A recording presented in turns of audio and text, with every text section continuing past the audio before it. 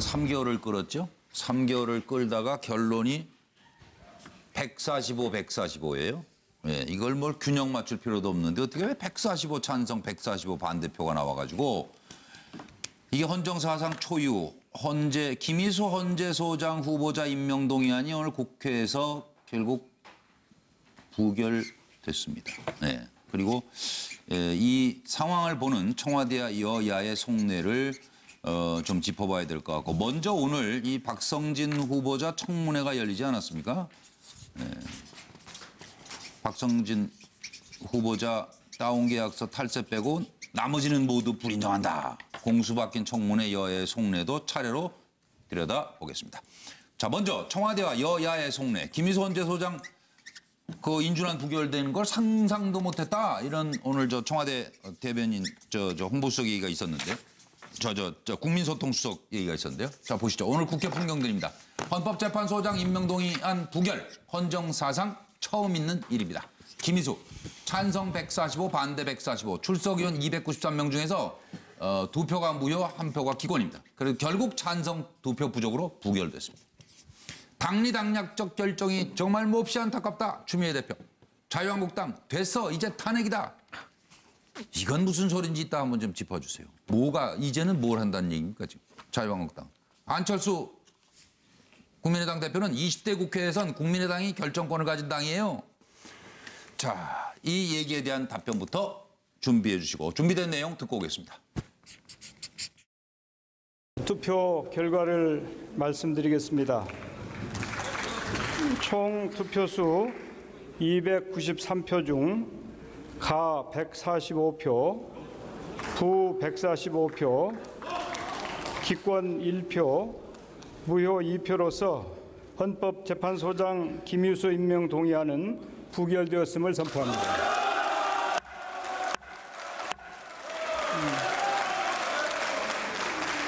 조용히 해주시기 바랍니다. 네. 오늘부터 4일간 대정부 질문을 실시하게 됩니다. 자유한국당의 국회의사일정 참여로 대정부 질문을 정상적으로 진행할 수 있게 되어 다행이라고 생각합니다. 상상도 못했습니다. 국회에서 김희수 헌법재판소장 후보자에 대한 임명 동의안이 부결됐습니다. 헌법재판소장 임명 동의안이 국회를 통과하지 못한 것은 헌정사상 처음입니다. 다른 안건과 김 후보자 임명 동의안을 연계하려는 정략적 시도는 계속됐지만 그럼에도 야당이 부결까지 시키리라고는 상상도 못했습니다. 김 후보자에게는 부결에 이를 만한 흠결이 발견되지 않았기 때문입니다. 오늘 국회에서 벌어진 일은 무책임의 극치, 반대를 위한 반대로 기록될 것입니다. 이 문제는 양문석 박사부터 좀 짚어주겠어요? 예, 저는 오늘 이 사건을 보면서 2004년 3월 12일 노무현 대통령이 탄핵되던 그날의 상황이 갑자기 떠올랐습니다. 사건이라고 일단 명명하시죠. 예. 예. 그날 하루는 예. 국회에서 반대했던 사람들이 환호하고 하이파이브하고 얼싸안고 예. 참 좋아했습니다. 예. 그 이후에 그 엄청난 후폭풍은 결국 다음 총선에서 사실상 그 전멸에 가까운 예. 이 부결 세력들이 그 전멸에 가까운 그런 결과로 나타났죠. 결과가 나타났는데요. 정말 왜 어떤 이유로 저렇게 했는지에 대한 설명이 안 되고 있다. 특히 국민의당의 안철수 대표는 저 부분에 대해서 국회 결정권을 우리가 가지고 있다라고 이야기를 했는데 존재감을 과시하기 위해서 저렇게 무책임한 부결을 방치하거나 유도했을까요? 예. 저는 그 존재감이 도대체 누구를 위한 존재감인지 네. 왜 그런 존재감이 필요한 건지에 대해서 정말 이해가 안 됩니다. 뭐 자유한국당 그렇다 치고 예. 국민의당 안철수 대표 이후에 어떻게 이 부분에 대해서 책임질지 그리고 어떤 후폭풍이 올지 예. 저는 지켜보려고 합니다. 네, 한 1분씩 정도 차영수 장. 네, 저는 뭐 속내는 청와대 같은 경우는 지금 현재 야당에 대해서 강경한 비판을 했지만 속으로는 비상이다. 예. 다음 그 대통령의 100대 국정과제 통과를 하기 위해서 입법과 예산이 반드시 뒷받침돼야 되는데 이번 정기국회에서 여소야대를 실감했다. 비상이라는 생각을 갖고 있는 것 같고 여당은 이번에 헌법소장 부결을 가지고 김명수 대법원장에서 똑같은 일을 발생할 수 있다. 그러니 반드시 정신 차리고 사수하자. 김명수 대법원장라는 생각을 할 것 같고 야당은 예. 야당 3당 연대로 재미봤다. 계속 이번 정국에서 야3당 연대를 하자고 생각할 것 같은데 그러나 국민들은 아마도 이렇게 생각하지 않을까 싶은 생각이 듭니다. 예.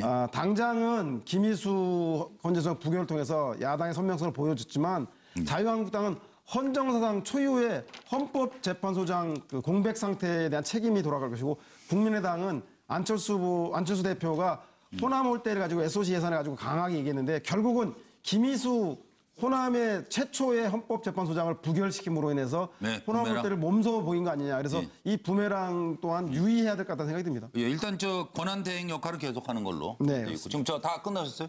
네. 아 그러면 네 말씀해 주십시오. 저는 도미노 시작합니다. 네. 우리 지금 조금 전에 얘기하신 분들이 네. 이거는 과거 노무현 전 대통령 탄핵 이후에 그 역풍이 시작될 거라고 얘기하는데 저는 오히려 거꾸로 네. 이거로부터 지금 잘 질주하는 문재인 정부의 독주가 제동이 걸리는 도미노가 시작되는 거다. 이미 저는 사드 반대의 국민 여론이 많아지고 네. 거기에 맞춰서 사실상 야당이. 그동안 입장을 표명 안 했던 국민의당이나 네. 뭐 바른정당 등에서 예. 사드 배치를 촉구하고 일정한 부분은 전술회까지 요구할 때부터 문재인 대통령의 일정하게 야당을 별로 생각하지 않는 네. 그 독주가 드디어 금이 가기 시작하는구나라는 생각을 했고요. 예. 아까 지금 그 화면에 나오는 장면도 제가 봤는데 적지 않게 지금 여당이 당황해가지고 이 여당 원내대표가 사실상 그 실제 국회를 뭐 거의 보이콧하는 식으로 그런 식으로 지금 대응을 하더라고요. 그래서 지금 여당이 상당히 앞으로의 이 불길한 상황들을 예감하는구나. 예. 제가 이제 예측컨대는 앞으로 한미 FTA 협상 결과라든가 예. 또 원전 폐기 문제라든가 이런 것들이 사실은 앞으로 녹록치 않습니다. 이미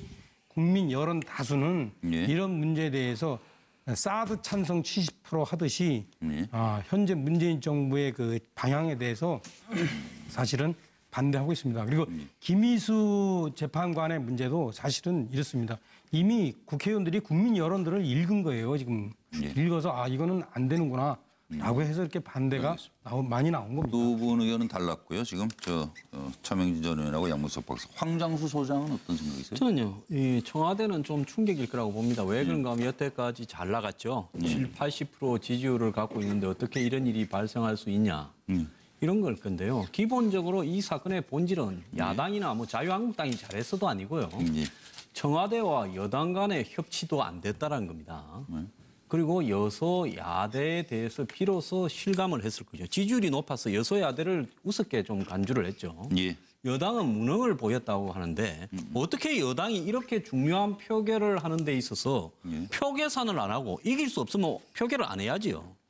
일사부재이 아닙니까? 그래서 다시 할 수도 없어요. 사람 바꿔야죠. 그런데 이걸 밀어붙인 여당의 지도부가 지금 국민의당 의원들이 얼마나 참여할 건가를 몰란 겁니다. 39명 중에서 16명이 찬성을 하고 23명이 반대나 기권 무효를 던졌는데요. 산술적으로 보면 말입니다. 국민의당에. 네. 그렇다면 국민의당의 다수가 그렇게 갈 거라는 부분을 전혀 모르고 있었단 말인가. 예. 참 이 사건은 김희수 헌법재판소장 후보는 좀 특이한 부분이 있어요. 네. 종교 문제 때문에 또 국민의당에 있는 의원들 중에서 또 반대하는 사람이 동성애나 이런 부분. 또 5.18과 관련해서 과거 판결 때문에 또 반대하는 그렇죠. 사람도 있어요. 네. 이런 복잡성이 있는데 이걸 밀어붙였다라는 게 이해가 가지 않고요. 자유한국당이 이 보이콧에서 복귀한 지 하루 만에 대승을 했다 이렇게 할 것 같은데요. 그건 전혀 아니다. 자유한국당이 잘한 게 아니라 예. 국민의당이 내부의 복잡한 사정과 최근에 이 내부 복잡한 기류 때문에 한 건을 한 거다. 이렇게 봐야 되기 때문에 이 사안을 서로가 과대하게 받아들이거나 또 이 서로 분석을 잘못하면 앞으로 정쟁이 더 이렇게 가소가 될 수밖에 없다 이래 봅니다. 계산 잘 해야 된다. 현실에 대해서. 노영희 변호사님 말씀 주십시오. 저는 사실은 너무 충격입니다. 예, 지금 박헌철 전임 헌재소장이 퇴임한 후로 223일이 지났습니다. 예. 또 김 후보자 임명 동의안 제출된 지를 111일째인데 사실 김 후보자에 대한 임명 동의안 관련해서는 너무 정략적으로 이분을 이용하신 면이 있어요. 맨날 이유정 헌재재판관 후보자가 물러나면 뭐 헌재소장에 대해서 우리가 좀 전향적으로 생각하겠다. 네. 또 박성진 장관 후보자가 물러나면 또 우리가 뭐 동의해서 표결해서 뭐 통과시켜주겠다. 네. 이런 식의 말을 한두 번 들은 게 아니고 김희수 헌법재판소 소장 지금 이제 후보자는 아니시겠지만 이분에 대해서 도대체가 이분 그 자체를 가지고서 얘기를 하는 게 아니고 계속해서 다른 것들하고 연결시켜서 그렇죠. 그 자리 놓고 이제 하는 거. 네, 연결시켜서 계속해서 여당을 압박하고 청와대를 압박하는 그런 형태로 띄었는데 그럼에도 불구하고 사실은 그렇게 끝까지 무책임하게 하진 않겠지라는 생각을 하고 있었습니다만은 저희 법조인의 한 사람으로서 제 입장으로 봤을 때는 네. 이거는 너무 이해가 안 가고 정말로 한 분 한 분께 여쭤보고 싶어요. 왜 그런 결론을 내리셨는지 반대하신 분들에 대해서. 또 하나 윤영찬 수석은 이번 사건과 관련해가지고는 뭐 여당에 대해서 책임을 묻지 않겠다 이렇게 얘기하셨는데 저는 그것도 매우 잘못된 거라고 봅니다. 여당이 왜 잘못이 없습니까? 지금 다수당이 아닌, 그러니까 물론 다수당이지만 이게 지금 과반을 획득하지 못한 당의 입장에서 당연히 표를 관리를 하고 어떤 식으로 지금 한국당이나 설득 노력을 더 했어야 그럼요. 된다고 이분들이 지금 어떤 말씀드리신 태도를 것 취하고 있는지 같아요. 알고 있는 상황인데 이렇게까지 아무 생각 없이 그냥 무조건 표결하면 되겠거니라는 생각으로 이렇게 우리가 아까 안일하게 차명인 전 의원이 지적한 거 아니에요. 이렇게 이제 넘어지기 시작하면 도미노다. 도미노까지는 저는 가지 않을 거라고 그건 가지 보지만 않는다. 그럼에도 불구하고 이런 식의 여당이 무책임하게 대통령에게만 기대어가지고 본인들이 네, 할 일 예. 제대로 안 하는 네. 이런 건 정말 있을 수 없는 일입니다. 이제 그리고 차지영 교수 안 하셨죠? 예. 그리고 차 교수님 그거 누가 그런 거예요? 이제는 뭐 탄핵이라는 게 무슨 소리예요?